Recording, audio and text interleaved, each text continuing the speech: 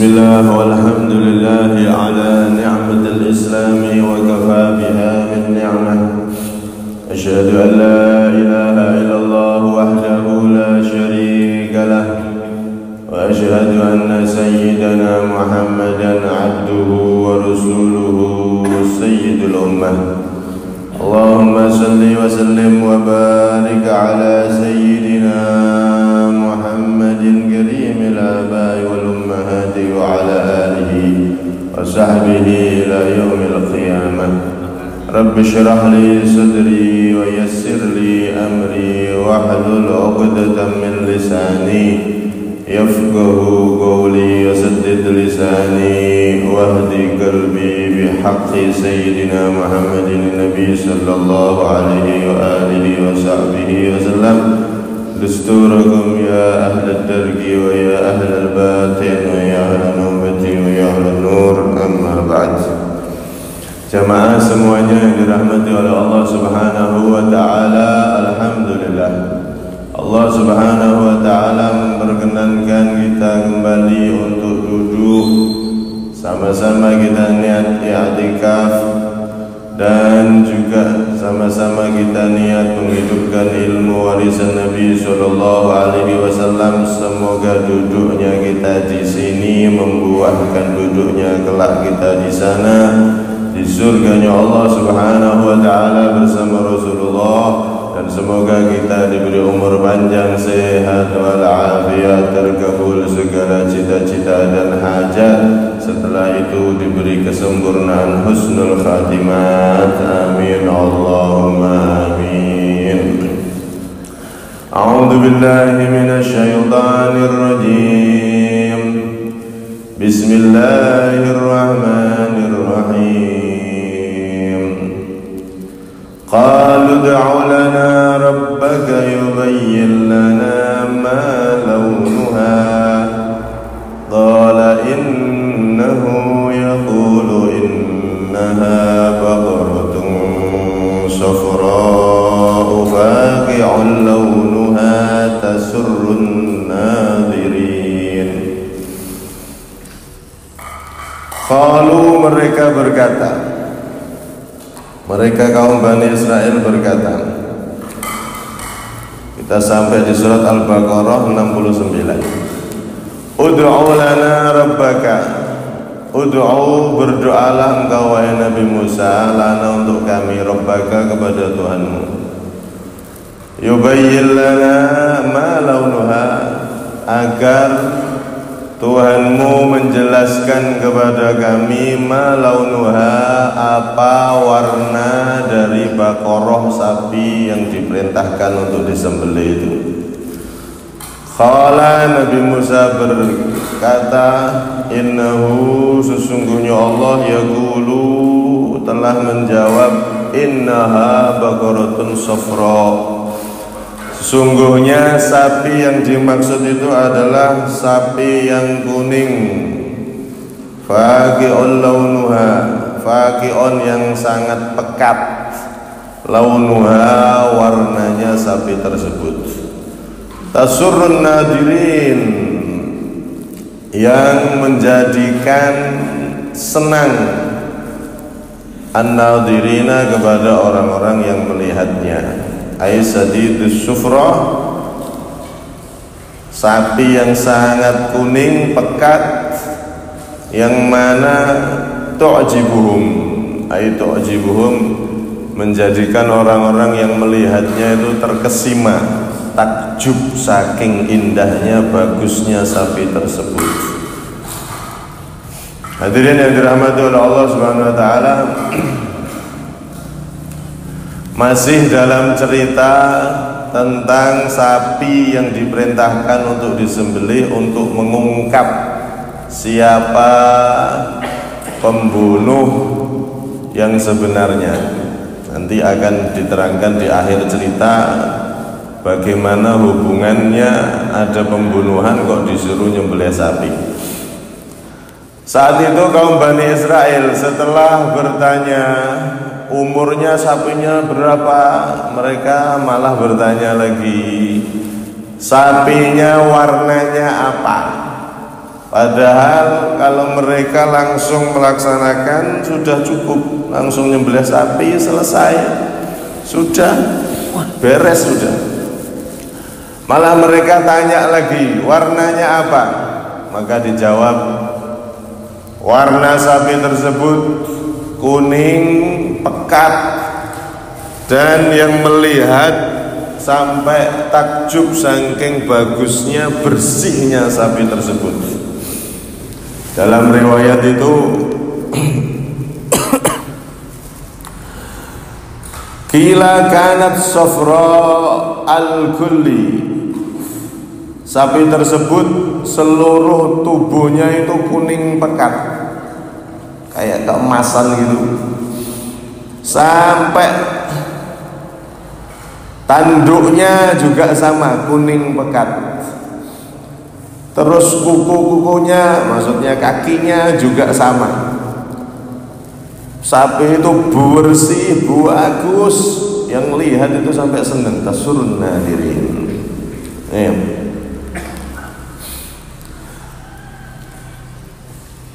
Kuning yang pekat, yang sangat indah. Nah, kata-kata warna itu kan macam-macam gitu. Warna kuning itu kuningnya gimana? Kadang-kadang kita tidak bisa menentukan kuning yang dimaksud kecuali harus pakai contoh. Oh, kuningnya agak pekat, oh kuningnya agak muda, oh kuningnya tengah-tengah, macam-macam. Kuning itu semacam-macam. Merah juga macam-macam, merah yang bagaimana. Kadang-kadang warna itu tidak bisa kita tentukan kecuali harus lihat contohnya, baru jelas kuning yang dimaksud kuning yang seperti ini loh. Sama kayak rasa itu manis. Kurma itu rasanya apa ya? Manis. Manisnya seperti apa? Tidak bisa digambar no, dicerita no angel. Manisnya ya pangano dewe, engko kroso. Manisnya itu manis bagaimana? Apakah manis seperti gula? Manis seperti madu atau manis yang bagaimana? Variasi macam-macam manis itu nggak bisa sudah, kecuali harus kadang-kadang dirasakan.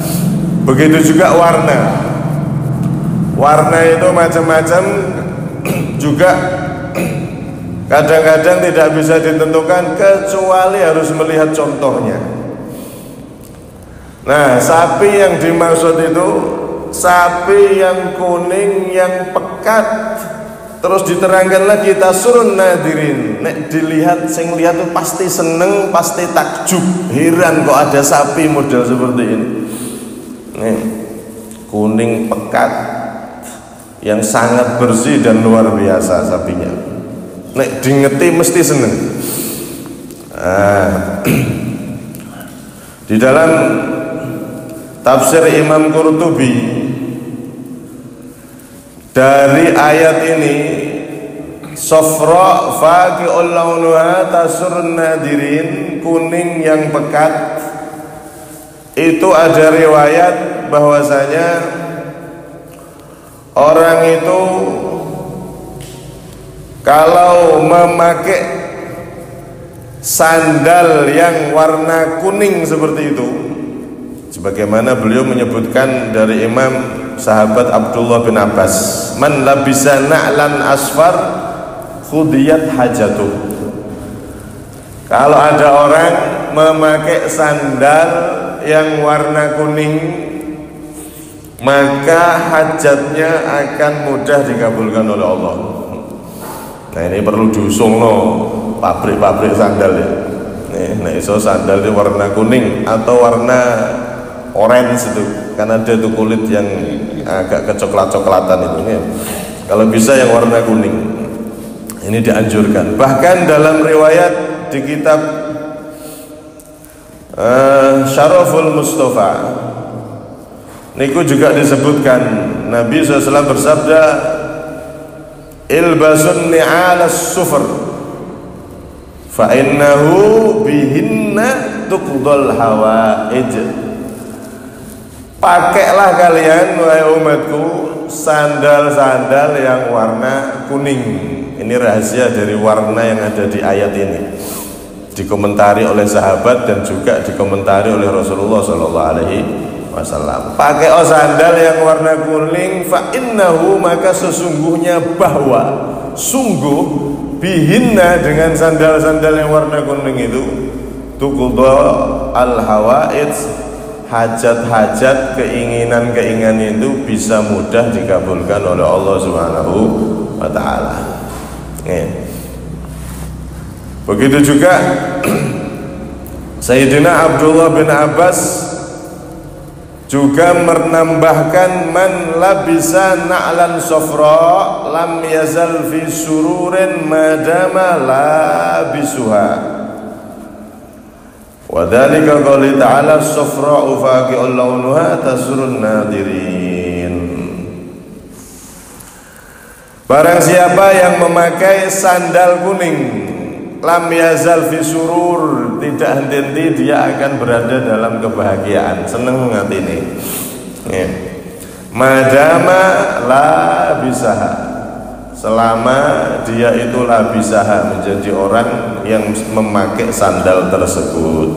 Ini rahasia firman Allah, tasurrun nadirin, kata beliau, faqi'us safra'u faqi'un launuha tasurrun nadirin. Jadi memang dianjurkan sandal warna kuning. Bar niki tuku sandal kuning kabeh. Nah, dari Sayyidina Ali radhiyallahu anhu wa karrama wajhah. Sebaliknya, kalau orang itu tidak pakai sandal warna kuning, apalagi warna napa niku hitam. Kalau dari Sayyidina Ali juga menyebutkan, man labisa na'lan safra qallahammuh, siapa yang memakai sandal warna kuning, qallahammuh, maka susahnya akan ringan, akan sedikit susahnya. Jadi membawa kebahagiaan, membawa apa itu, keberkahan, sandal warna kuning. Kalau sandal warna hitam, nah ini sandal wong saiki ireng kabeh. Ngo pabrike yo gawe ireng kabeh saleh. Sayyidina Ali juga mengatakan, disebutkan dalam kitab Nuzhatul Majalis itu, man labisa na'lan aswad lam yazal fi karb wa gham. Orang pakai sandal hitam, maka dia akan terus menerus berada di dalam kesusahan. Artinya sering gampang sumpek, susah hati ini. Niku goro-goro pakai sandal hitam, di antara sebabnya itu. Nah, ini menurut Sayyidina Ali. Wa man takhattama bil atiqi lam yazal fi barakatin wa surur. Beliau juga meneruskan, barang siapa yang memakai cincin akik, cincinnya nek batu akiknya, lam yazal fi barakatin wa surur, maka dia tidak henti berada dalam keberkahan, kebaikan dan kebahagiaan. Makanya Rasulullah itu beliau pakai cincin. Sunnahnya pakai cincin yang ada akiknya, terus terbuat dari perak.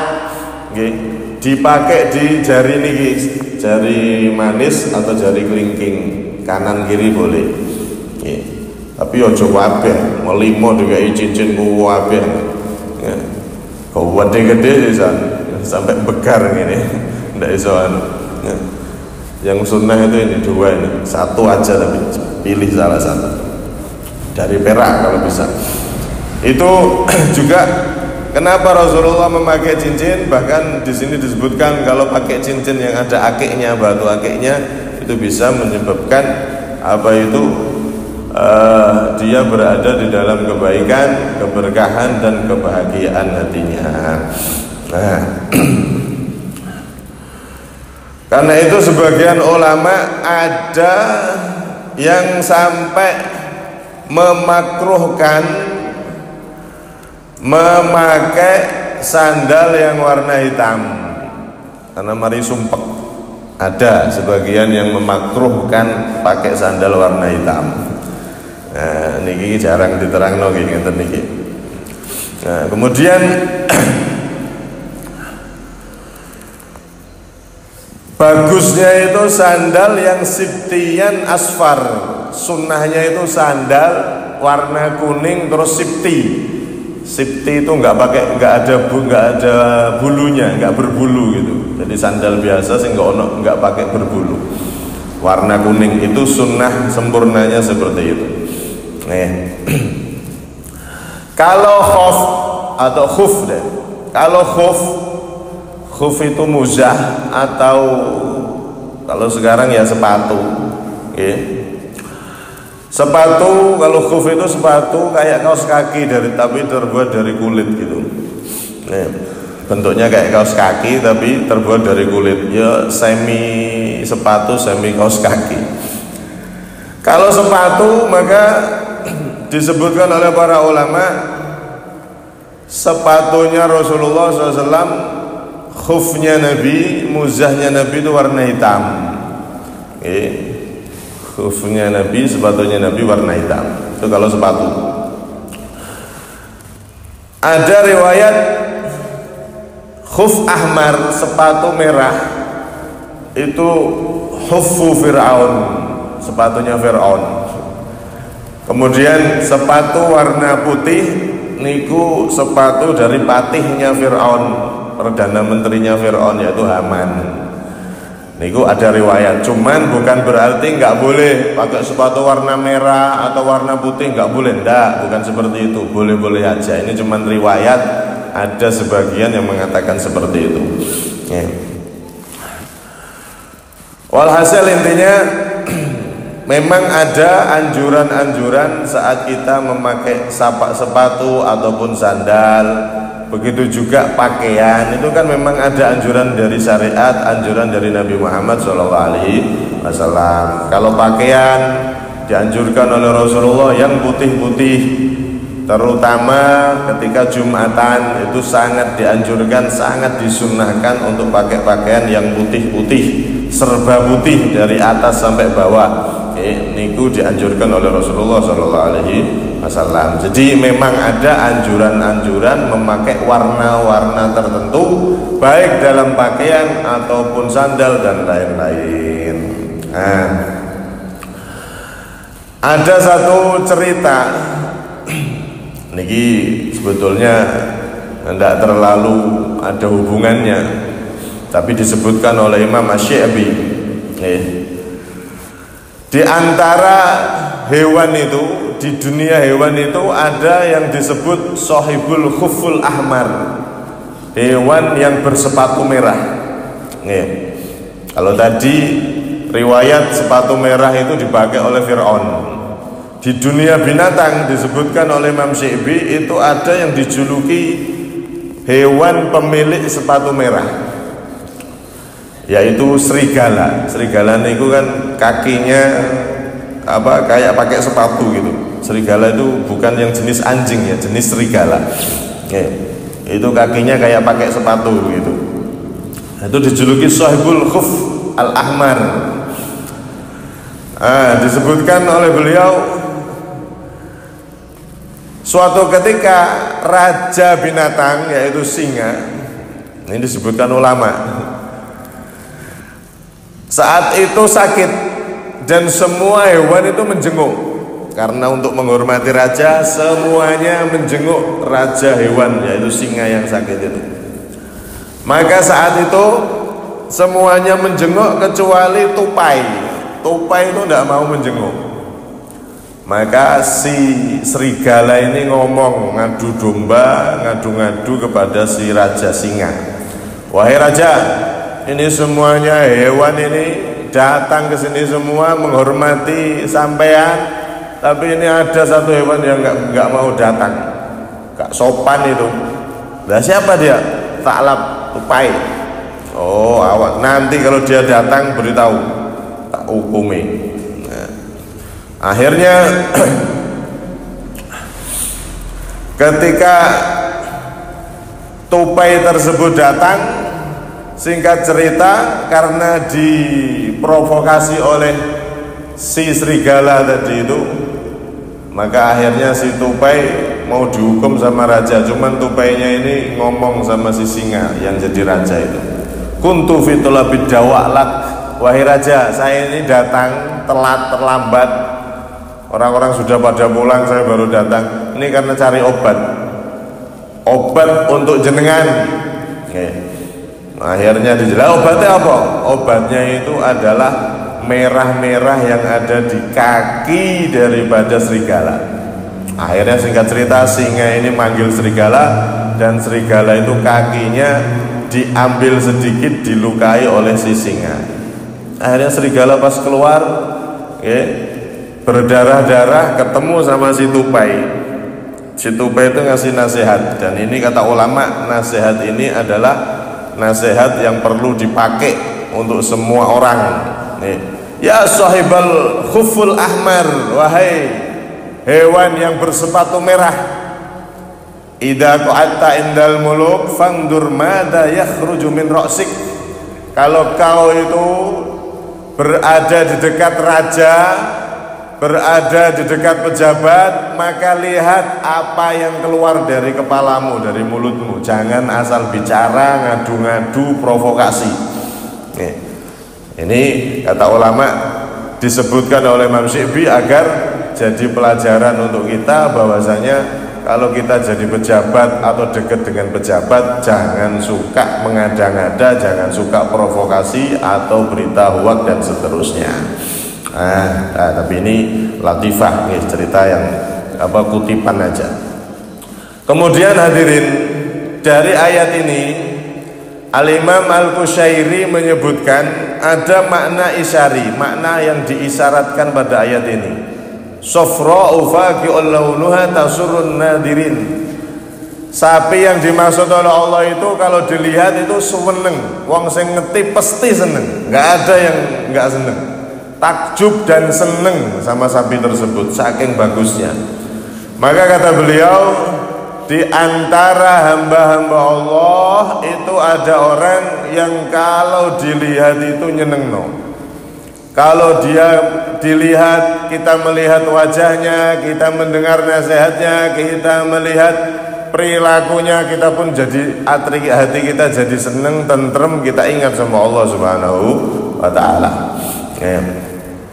Karena itu Rasulullah SAW dalam hadis beliau pernah ditanya, fa akhbirna bi khiyarina nujalisuhum. Wahai Rasulullah, kabarkan kepada kami orang-orang terbaik di antara kita itu siapa wahai Nabi? Ciri khasnya bagaimana wahai Nabi?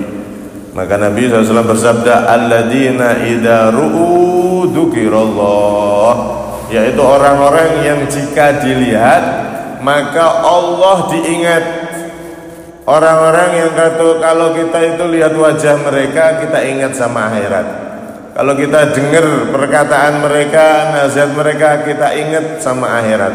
Kita ingat dosa-dosa kita. Kita pengen ibadah, kita pengen tobat. Orang-orang yang membawa dampak dalam melihat mereka, ucapan mereka atau tindak tanduk mereka. Mereka lah orang-orang terbaik, kata Rasulullah SAW. Dalam riwayat lain, Nabi SAW juga mengatakan, khiyarukum man dakkarakumullah ru'yatuh. Orang terbaik di antara kalian adalah orang yang kalau kalian melihat mereka, kalian seneng sampai kalian itu teringat sama Allah. Diingetin itu nentremno ati sampai ingat sama Allah, ingat sama akhirat. Ada orang-orang seperti itu, Pak. Wajahnya diingeti, perilakunya, tindak tanduknya diingeti, tok itu jadi nasihat. Zaman riyen niku ada yang namanya Bishr bin Mansur As-Sulami. Itu sama, kalau orang ketemu beliau tuh seneng lihat beliau. Terus yang semula pengen maksiat ketemu beliau pengennya jadi taat, pengennya tobat. Ngetitok nih belum dinasihati, baru lihat wajahnya aja sudah ingat sama Allah, ingat dosa-dosanya, pengen yang maksiat pengen tobat, yang taat pengen nambah taatnya. Namanya Bishr bin Mansur As-Sulami. Itu beliau luar biasa, tidak pernah ketinggalan sholat takbiratul ihram. Imamnya Allahu Akbar, beliau langsung Allahu Akbar, tidak pernah ketinggalan takbir. Takbiratul ihram. Jangankan kok ketinggalan sak rakaat, takbir sama imam, setelah imam takbir beliau langsung takbir. Itu takbiratul ihram, takbiratul takbir pertama ketika sholat. Itu beliau tidak pernah ketinggalan. Nih, setiap sholatnya dia menjaga sampai seperti itu.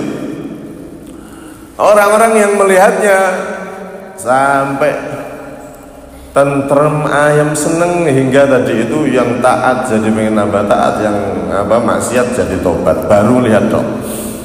Nek di zaman-zaman yang beberapa dekade yang lalu di Pasuruan itu ada yang namanya Kiai Abdul Hamid bin Umar. Itu terkenal Mbah Hamid, terkenal wali, terkenal orang soleh. Itu juga sama. Beliau punya rutinan majelis seperti ini, baca kitab Ihya.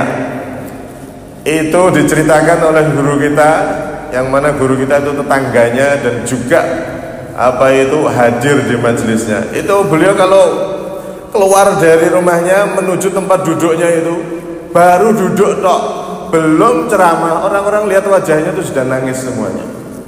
Khusyuk, langsung teringat sama Allah Subhanahu wa taala. Orang yang kalau dipandang tok wis keces, iman kita tuh terces, pengen tambah ibadah, pengen deket sama Allah, pengen tobat, lagi ngerti tok. Ada orang yang seperti itu, Pak. Dan sampai sekarang pun ada orang yang seperti itu. Dilihat ngerti tok wis ngecas hati, ngecas iman. Man tudzakirukumullah ru'yatum wa zada fi amalikum mandikuh. Terus orang tersebut, kata Rasulullah, bisa menambah amal kalian. Nasihatnya, ucapannya itu masuk ke hati, nggak cuma didengar di telinga, dinikmati telinga, baru selesai hilang, enggak, tapi masuk ke hati. Ada yang masuk sampai berubah jadi orang yang lebih baik lagi. Kemudian waraghaba fil akhirati amaluh, perbuatannya, amalannya itu menjadi nasihat, menjadi penyemangat, motivasi untuk kita agar nambah amalan, niru amalannya dia seperti itu. Mereka orang-orang soleh yang mana melihatnya, mendengar nasihatnya, serta melihat ibadahnya menambah iman kita, hati kita tambah kuat, tambah pengen mendekat sama Allah Subhanahu wa taala. Tasurrun nadirin, orang-orang yang melihatnya pun jadi kepengin seperti mereka pengen dapat anugerah dari Allah Subhanahu wa taala. Karena itu Syekh Abu Bakar bin Salim radhiyallahu anhu, beliau pernah mengatakan, man jalasal akhyar hudiya bil ma'arif wal asrar, wa man jalasal asyrar istahaqqal 'ar wan nar. Orang itu kalau duduk sama orang-orang soleh yang seperti itu, melihatnya nambah kita pengen ibadah, mendengar nasihatnya nambah kita berubah, melihat ibadahnya, perilakunya juga kita tambah pengen dekat sama Allah.